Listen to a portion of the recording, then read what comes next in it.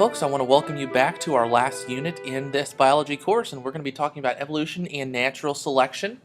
And one of the best ways to get off on the right foot starting with this is talking a little bit about what is called origins of life. Now, the first thing I want to make sure you understand is that I am not trying to change any personal beliefs about anything. I'm merely explaining a topic, and I'm merely explaining how science defines how life began. Whether you believe that or not is up to you.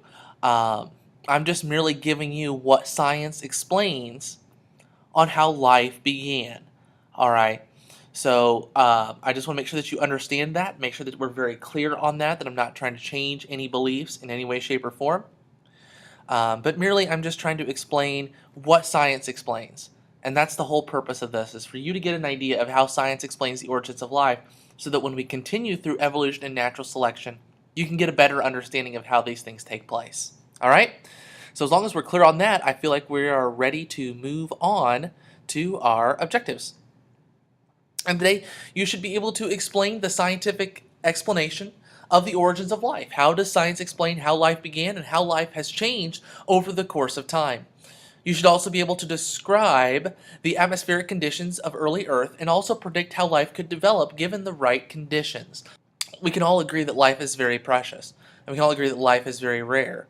And how that has developed over time is something that is important to understand, because we can get a better understanding of how organisms have changed over a certain period of time. And that's important for looking toward our future. So hopefully you'll be able to understand these objectives as we go through it. Let's start.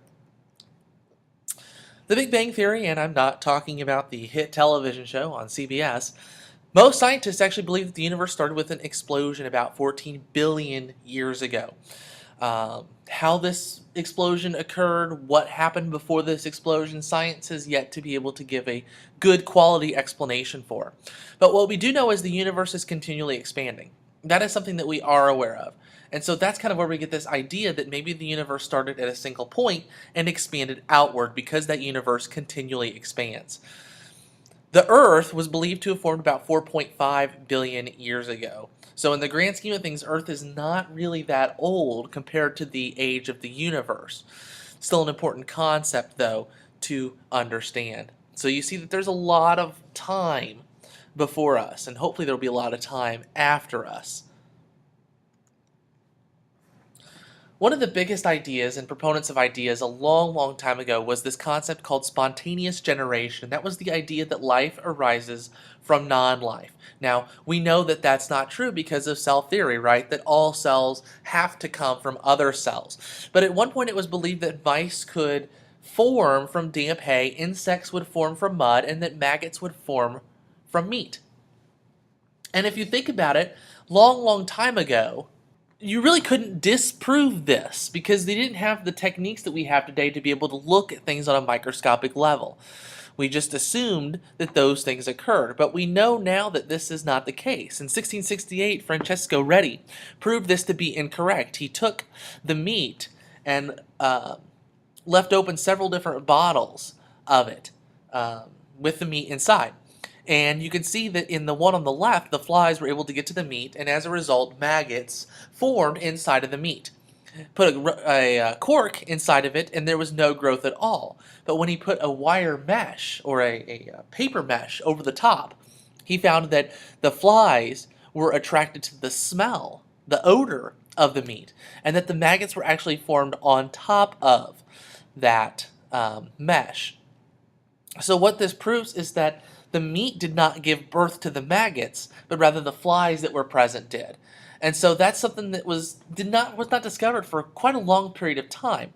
But this gave the idea that spontaneous generation did not occur. And then after a while, we developed microscopes and things that we could take a look at things on a microscopic level and understand that cells, which every living thing is made out of, must come from other cells, disproving the concept of spontaneous generation. It's very interesting to see all of the different ideas that people had about life and how life formed long before we had the amazing scientific knowledge that we have today.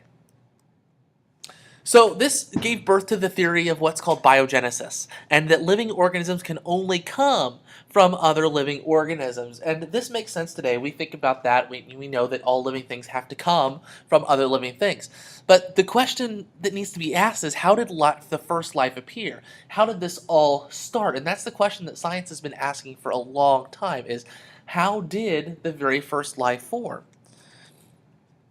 And so we really have to take a long, long time back. We have to think about how the atmosphere was on Earth long, long, long time ago. We're talking billions and billions of years.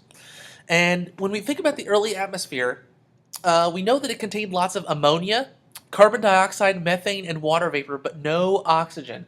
So we certainly could not live in those atmospheric conditions.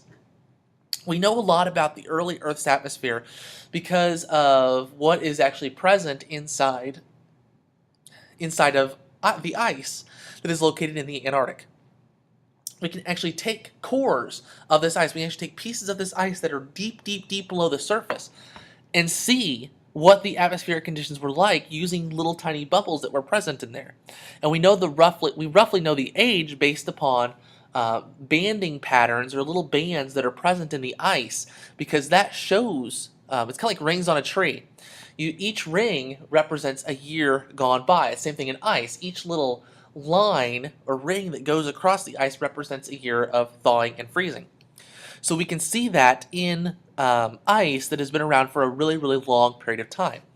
And so in the 1920s, Urey and Haldane suggested that simple macromolecules, remember the macromolecules, things like lipids, proteins, carbohydrates, and nucleic acids, could be synthesized from the early atmosphere and energy.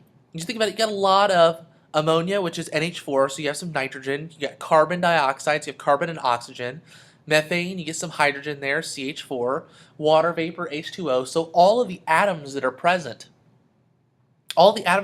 inside tiny molecules, inside those macromolecules, are present in the early Earth's atmosphere. So it could be synthesized. We just need to find energy.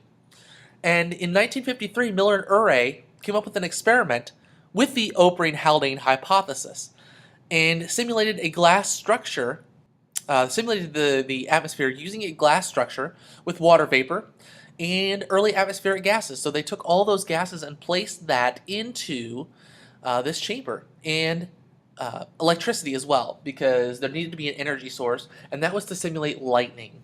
All right. Early Earth's atmosphere was very volatile, so a lot of lightning, a lot of thunderstorms. You probably see that in the movies that you maybe have seen before. And what they found was that after doing this for just a couple of weeks, they found that they generated several amino acids, lipids, and several components for life. So it's amazing to think that we can take these inorganic molecules and somehow manage to make these useful chemicals out of them just by applying some electricity. So this doesn't prove this is how life began, but this shows that it is possible to get several different macromolecules that are necessary for life out of the early Earth's atmosphere. And that is a big, big step for scientists. In terms of cellular formation, we do know that the first cells were prokaryotic, and this makes sense. We've talked about this quite a bit, that prokaryotic cells are the simple cells, and the eukaryotic are more complicated cells. So simple cells that live in extreme environments, more likely the prokaryotic cells were ones that were able to adapt to high, extremely hot temperatures or extremely rough environments. Photosynthesizing prokaryotes developed soon after this. So the first prokaryotic cells were ones that could actually eat other cells. They were heterotrophic. But soon autotrophic prokaryotes developed as well. And this was probably in response to the high amounts of carbon dioxide in the atmosphere that could be used for energy production. Because remember, with photosynthesis, we start with carbon dioxide, and we end up getting glucose out of it. So if there are high amounts of carbon dioxide, high amount of photosynthesis can take place.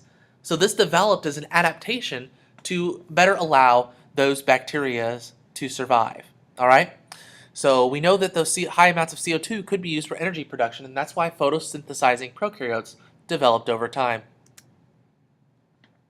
Now, how eukaryotes were formed is very interesting. The term for this is called the endosymbiont theory or endosymbiotic theory, And this is the concept that prokaryotic cells developed mutualistic relationships, just like what we talked about in the ecology unit.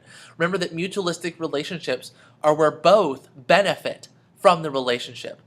And they ended up forming eukaryotes from this. So things like the mitochondria and the chloroplast may have developed inside of the cell as a result of a mutualistic relationship. So if you look at the picture below, you have an aerobic prokaryote, one that can generate lots and lots of ATP. This actually forms a mutualistic relationship with the cell, or the protocell, that is present.